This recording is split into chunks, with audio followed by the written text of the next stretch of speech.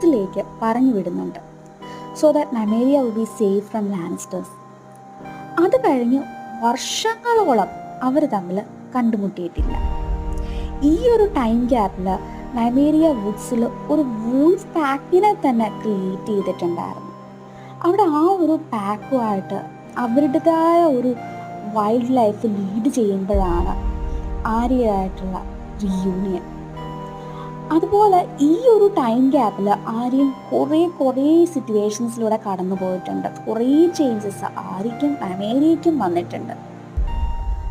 ഒരിക്കലും നമേരിയയ്ക്ക് അവിടെ ക്രിയേറ്റ് ചെയ്ത ആ വൂൾഫ് പാക്കിനെ വിട്ടിട്ട് പോയി ആര്യയുടെ പെറ്റായിട്ട് പഴയതുപോലെ ജീവിക്കാനാവില്ല.